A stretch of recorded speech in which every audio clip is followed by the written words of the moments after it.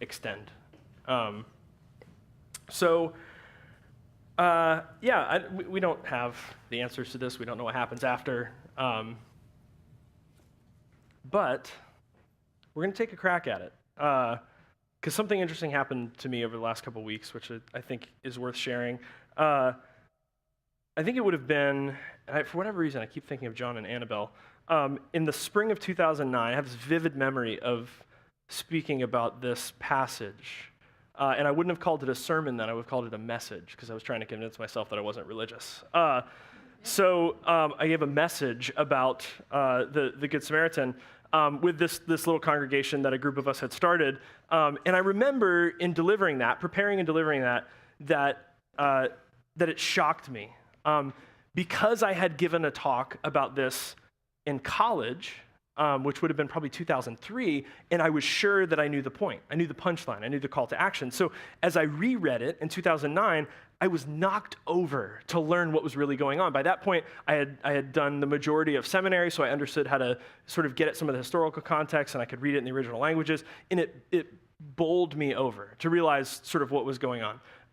Such a twist. And now, 7 years later, I think I've had a similar sort of tectonic shift in my reading of the story.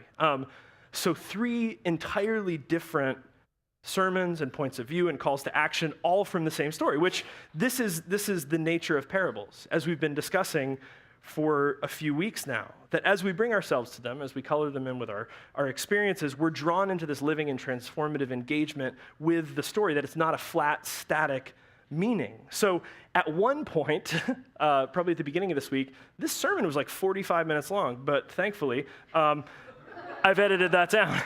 I was going to try to give you all 3 sermons and sort of compare and contrast, but we're not going to do that. Instead, what we're going to do is I'm actually going to save the other 2 sermons for Pints and Parables. So if you can make it on Tuesday night, I'm going to do that. And what we're going to do is a flight of sermons. That's going to be paired with a flight of beers if you so choose. So join us for that, 8 p.m. Persimmon Hall. It's going to be a great time. Instead, what I want to do is I just want to give you a sketch of the progression of sort of how my reading of this has changed a little bit.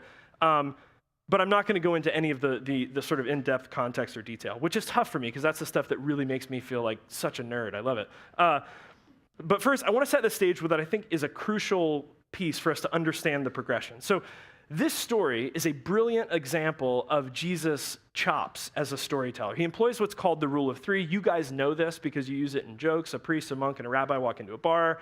A blonde, a brunette, and a redhead break out of prison. You know, and it's based on the progression of a joke told or a story told, same, different. And so the first person is random, the next sets a pattern, and the third one breaks the pattern. And it works because the first 2 people, because there's one point to another, they set a direction. And they establish momentum. And so the third person is like a train wreck, right? It surprises and it halts the momentum. It changes the direction.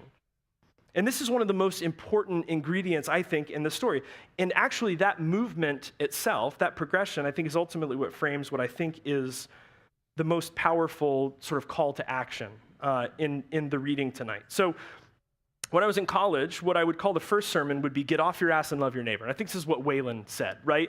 At the end of the day, there's a dude in the street who needs to be helped. Just shut up about all your religious beliefs and just help this person. I realize I'm pointing at an empty chair. I don't know where Waylon went.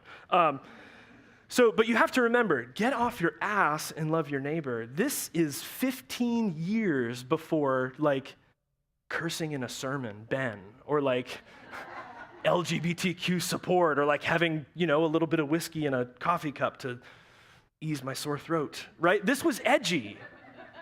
This was this is in Baptist campus ministry. Right? This was like cheeky. I couldn't get away with this. We actually made a shirt with a donkey on it and said, get off your ass and love your neighbor. It was awesome. But I think this is one of the most straightforward readings. And I still think it's really good, right? The man is beaten. He's in need of help. There's a priest and a Levite, and they do have religious reasons not to stop and help. And for whatever reason they don't help, here comes someone else who's willing to help. And so there it is, right? That's the rule of 3. The first 2 don't bother to help. But the third one gets off his ass and loves his neighbor. So there's a bunch more nuance that goes into it. We'll get into that Tuesday. But the call to action for this one is like, it's punchy, right? It's pretty sexy. Like, get off your ass and love your neighbor. It seems pretty clear. So that was sort of the reading for me in 2003, 2004. And then in 2009, I was blown away by this reading, which I think is quite a bit less obvious, but I actually think this is what Jesus is going for in his initial intent with the parable. And I would call this sermon, God is our enemy. Because this reading turns on the context and the history that existed between the Jews and the Samaritans. They were enemies. They hated each other. So it's not just a random person happens to help someone in need because the religious elites won't do it. So it's the realization that the one that Jesus identifies as the neighbor is not the man in need on the road. It's not as simple as just get off your ass and love your neighbor and help the person in front of you who's in need. It's actually a call to the impossible work of examining your own hate, examining your own prejudice, looking at yourself and trying to figure out who is it that I hate so much that it's hard for me to even say their name, right? And in the question, Jesus says, who's the neighbor? And the man says, the one who showed mercy. He can't even say Samaritan. That's how much I hated these people. And so the pattern is not what the people expected. The stories of the day would have been religious elite, common Israelite would have been the hero. And instead what they get is Jew, Samaritan. So the man asks, who's my neighbor? And of course, the convenient answer would be the homeless person that I pass, and I don't usually give him $1, but all right, I heard a sermon about it, so I'm going to give him $1, right? I'm just going to help anyone and everyone in need, and everyone who I cross their path. And sure, that's true. We would probably be better off if we helped everyone we saw in need. Maybe, maybe not. But that's not ultimately what Jesus does. He's digging deeper because the answer to the question, who is your neighbor, is actually your enemy. Who is your neighbor? He says, this is your neighbor, the Samaritan, the enemy, the hated, the despised one.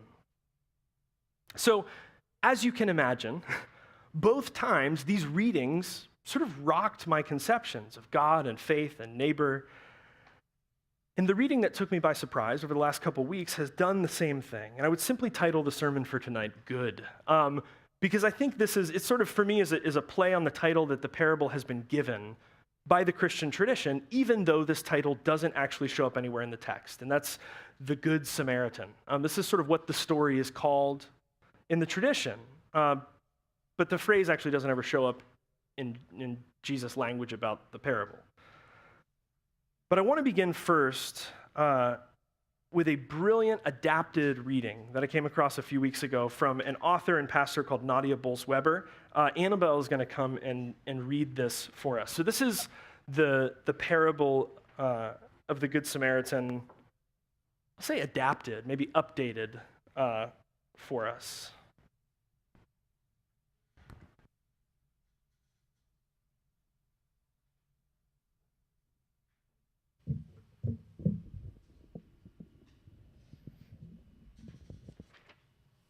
Okay.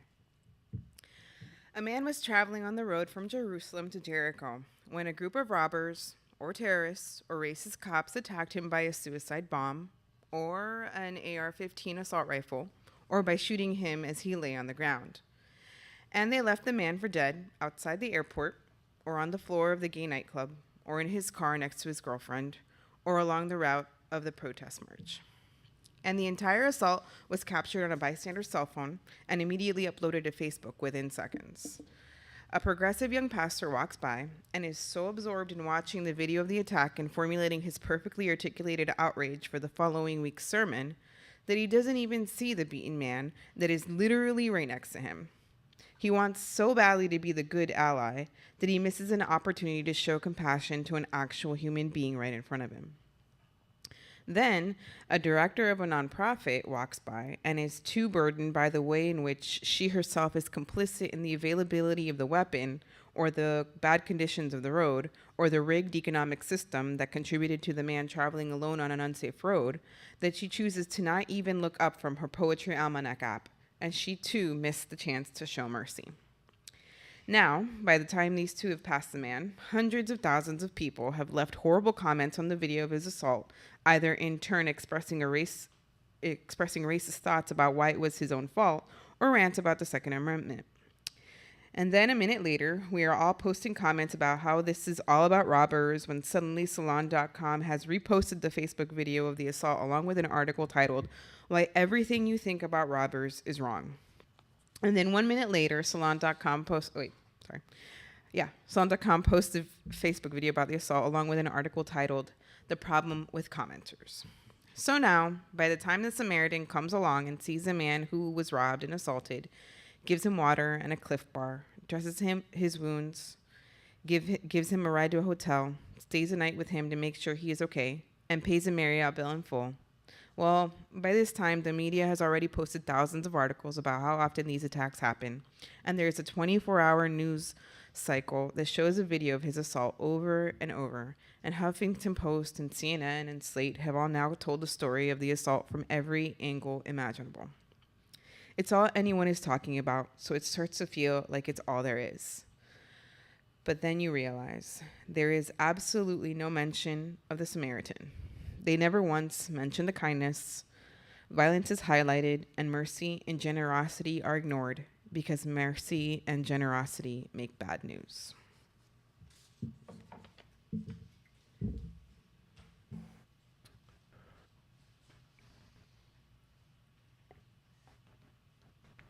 I was chatting with Heather last week after the service about how my sermon last week was kind of my first real concerted attempt to address all the chaos that seems like is going on in the world, and about how out of control it feels and sort of can feel helpless and dark. And she said, and I'm paraphrasing, but don't listen to the doomsayers, right? The sky isn't falling. She said, look at the numbers, look at the statistics. Things are actually getting better. We're just overwhelmed by the exposure and perception of what the media chooses to cover. And this reminded me of a post that she had written a while back, where she said this: so the media would have you believe that we live in an ultra-polarized world with hatred, bigotry, and ignorance all around us. I just want to remind everyone that this is not a fair picture of our society. I'm a white trans woman who spent a day at the zoo yesterday with 2 elementary-aged girls, one black and one white, who both call me daddy. Not one person the whole day gave a funny look, made a comment, or acted in any way other than friendly to another family out having a fun day. Yes, there is hatred and violence, but it does not reflect who we are every day. And after we talked last week, and I was kind of thinking about that and went back and found the post, I think it captures this sense that the good might maybe outweigh the bad, but the bad is the only thing that gets the headline. And I actually joked last week about how we could probably change the world just by quitting Facebook. But it has really started to feel as though our news feeds and the TV and the radio have been replaced with these sort of tragedy of the hour updates on terrorism, attacks, and police shootings and hate crimes. And I've shared openly a few times in the last probably 7 to 10 weeks about my own sense of sort of working through, and something I'm working with my therapist on as well.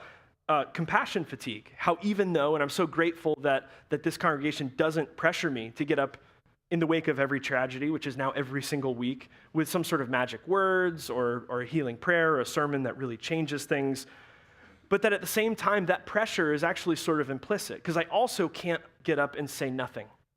I can't get up and give a sermon and pretend that this reality that shakes us now on a weekly basis isn't happening.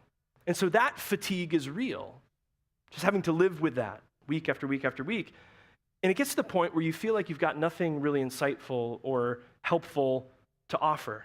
You just kind of feel tapped out. And I was thinking this week about how some of the things that I like in the Bible the best are the things that are just absolutely crazy and like contradictory. Grace is sufficient for you, for God's power is made perfect in weakness, which I feel like this would be delivered best by Mr. Miyagi, but it's just my personal opinion. It's ridiculous, right? But at the same time, I think we've had experiences in which we might say God is the name given to being surprised by the power of our own weakness. And for me, I know this has always arrived in the support of friends. Friends like the one who shared this week when I didn't feel like I had anything left, right? And I was sort of struggling to, It's enough already. What do you say? So this friend shared this, and this is a quote. This is written by Stephen Gould in an op-ed right after the 9/11 terrorist attacks. You may have heard it. In this, I mentioned something about this on Facebook, I think, this week. I read this first line and lost it, which is weird because I usually am not that emotionally triggered, so I don't know if I was on edge or whatever. But this is one of the most powerful quotes I've ever read. I'm going to read it like a robot. Good and kind people outnumber all others by thousands to one. The tragedy of human history lies in the enormous potential for destruction in rare acts of evil, not in the high frequency of evil people. Complex systems can only be built step by step, whereas destruction requires but an instant. Thus, in what I like to call the great asymmetry, every spectacular incident of evil will be balanced by 10,000 acts of kindness. Every spectacular incident of evil will be balanced by 10,000 acts of kindness. Too often unnoted and invisible as the ordinary efforts of the vast majority, we have a duty, almost a holy responsibility, to record and honor the victorious weight of these innumerable little kindnesses. When an unprecedented act of evil so threatens to distort our perception of ordinary human behavior.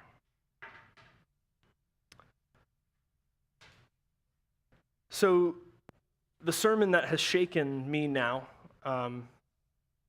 coming up on 15 years after the first time I thought I really understood this story, it arrived as a surprise. As I've been experiencing the roller coaster of sort of hope and despondence about the tragedy of the hour world we find ourselves in, as my conversation with Heather sort of echoed in my head, and as I've read this story over and over the last few weeks, this revelation sort of arrived to me as a very simple realization, not overtly spiritual, but what I would call probably the sacred practical. And it turns on this simple reality. Word count. Word count. That's the thing that blew my mind. If you were to look at this parable as news coverage, you would notice the entire focus of the story is not on violence. It's not on hypocrisy. The focus of the story is mercy. The focus of the story is kindness. The robbers get about a dozen words, and the Samaritan gets the rest of the story. And I think maybe the most shocking thing about the story, the deepest reading of the rule of three, is that it is not the bad news of the beating, and it is not the bad news of the hypocritical and negligent clergy. It defies the pattern of bad news. The story goes bad news, good news. Bad news, good news. The train wreck here, the most profound punchline, is the one that flips the trajectory of bad news on its head and halts the momentum of fear. It puts an end to those. It's not about the robbers or the crooked clergy. It's not about the terrorists or the crooked cop. It is about a merciful Samaritan. And yet, if we're honest, we are afraid to look away from the horror. We're afraid to see any good because it feels like maybe we're saying the violence isn't so bad, or it feels like maybe we're not taking it seriously enough. But in the story, Jesus tells the truth about the seriousness of the assault. Jesus sheds light on the negligence of the clergy. But that's not hardly the main thrust of the story. Not by a long shot. He uses most of his word count to tell the story not of assault, but of generosity. Not of violence, but of mercy. Not of hatred, but of hospitality. This is what the Christian tradition has come to think of as third way faith. That it does not have to be either this or this. It's not binary. There's a way to navigate the middle. And Nadia Bolz-Weber goes on, the choice is not between ignoring the violence and suffering and thus glibly using our privilege to insulate ourselves from this present darkness, or about focusing exclusively on the violence and suffering and glumly using our access to social media to see nothing but this present darkness. These are not the only options, even though it seems like everyone and everything is telling us these are the only two ways to see the world. Either it's gone to shit and it's all going to end, or just pretend, right? Just pretend and really don't pay any attention to that, and we'll just pretend that things aren't bad. News can be both honest and good. News can be both honest and good. Evil may be the only thing that is on TV and the only thing that is in your news feed, but it is not the only thing. It is not the only thing. The darkness does not get to have our hearts. It does not get to fill our minds. It does not get to steal our joy. And looking for love and looking for light, looking for kindness in the world is not the same thing as pretending that evil isn't evil. In fact, a huge portion of the Christian tradition is an invitation to sit in and sit with the suffering. We can name these evil forces of racism and gun violence. We can confess our complicity. We can lament. We can protest. But I think what we can never do is concede more ground to evil than evil has claimed. I don't think we can let ourselves be duped into reversing the math and believing that evil has the numbers, because evil does not have the numbers. It may have the media, but it doesn't have the numbers. I've been having this conversation, I feel like, on repeat for the last 7 weeks. Even the week after Pulse, this conversation started. The Pulse shooter was one man. His act of terrorism and murder and hate had a devastating effect on all the lives lost, on their families, on the city of Orlando, on Central Florida. But you cannot tell me that the evil of one man has had anything remotely close to the effect that he hoped it would, or done anything close to what he hoped to do, when in response, millions of people around the world have rallied, have marched in support of love for those affected. When Bill and Barb were in Portland a couple weeks ago at the Portland Pride Parade, they said every sign said, "We are Orlando." When DeLand Pride has exploded onto the scene in ways that DeLand didn't even know that it was ready for. When Cecil is leading incredibly valuable Q-Speak events through Collective Cares to talk about how the LGBTQ community is healing and actually growing stronger on the other side of this. When this single event has become a catalyst, advancing the national dialogue, creating organizations and partnerships that will do more for this cause than any one man and one act of violence could ever take away. It's not naive optimism, it's math. It's math. What was intended for evil, almost instantaneously, is stopped in its tracks and redirected into unstoppable love. In the Christian tradition, we use the word redemption. And I don't care what you believe about the supernatural. This is redemption. Taking horror and making of it a greater world of love. And so, yeah, we can choose nihilism. And there's a lot of good reason to choose nihilism, maybe now more than ever. But I'm begging us tonight not to.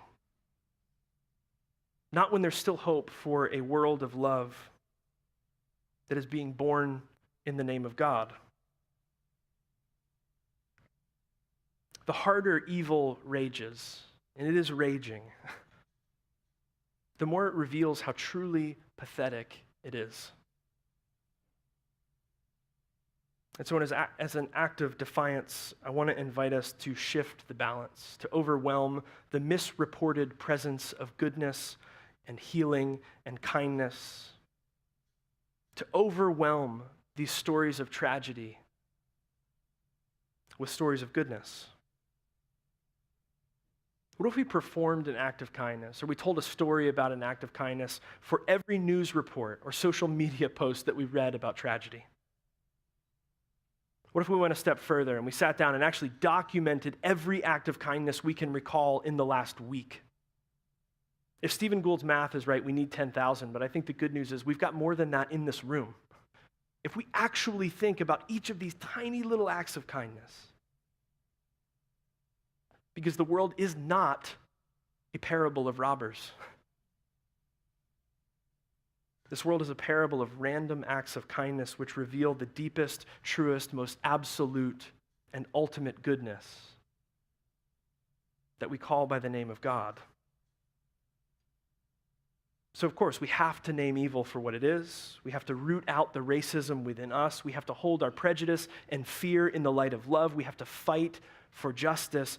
But we also have to turn the cameras toward the good. Let's not be so consumed by the effects of evil that we numb ourselves to the opportunity to be kind to a stranger, to look each other in the eye, to smile, to read to our kids, to notice how acts of beauty and kindness outnumber acts of evil by the thousands, to break the pattern, the rhythm of darkness and despair, and to be people who proclaim this good news that surprises us, that halts the momentum of tragedy, redirects the trajectory of fear and hate. The rule of three punchline for this sermon could not be more simple. It's just goodness. It's kindness. It's that goodness wins. It's that love prevails. It's that we can actually exercise hope and it's not in vain. It's called faith, but it's also true. Goodness wins every second of every day. The work and the world and the beautiful goodness that are harbored in the name of God arrive unannounced in these tiny, merciful acts of loving kindness among people. And in the midst of what seem like increasing acts of evil around the world, which are still the exception and not the rule, I want to be a part of the arrival of goodness, of hope, of loving kindness. There is no pretending. We live in a world now where every day bodies are broken. Innocent bodies. We live in a world where every day innocent blood is shed. Every day. Some days it feels like it is by the hour. But there is a significant difference between an invitation to dwell upon death versus an invitation to acknowledge, to reflect, even to rehearse the symbol of death as a reminder of life, as a catalyst to shock us back into the reality that we are alive, that we're living. There's a difference between being crushed by the weight of pulse into retreat and fear and hiding versus rallying in love and solidarity under the banner of pulse. Looking to pulse, not to terrify us, not to paralyze us, but to make us brave, to fill us with hope. Because if we choose to repay hate with love, if we choose to repay violence with peace, bigotry with forgiveness, then one act of hate can be overwhelmed by a chorus of love. It can be drowned out by a sea of love. one body broken can be raised into a movement that testifies with stories which become traditions, which are passed on now for generations, which are told around this table, around the world tonight. That evil may be all that gets the press, but evil is not all there is. That love prevails. Don't believe everything you read on the internet. Goodness cannot be killed. Love cannot perish in a suicide bomb. Sanctuary cannot be gunned down in a random act of kindness. Hospitality cannot be extinguished by the smothering threat of fear. As real as racism, corruption, terror, and violence are, they are not the reality which will always prevail. The reality that we remember each time we come to this table, the one that calls us to make this reality tangible each and every day. As long as you are sitting here tonight breathing, as long as you are able to eat and drink and have life, you stand again as the body of God, a single light that defies darkness with the glow of kindness. And the growing glow of our lights combined, which hold darkness at bay in the light of love. We're invited tonight to hear this good news, this necessary good news, and to celebrate it at the table of this good gift. A table that has been set for us tonight, which is open to us and to all people, and no one will ever be turned away.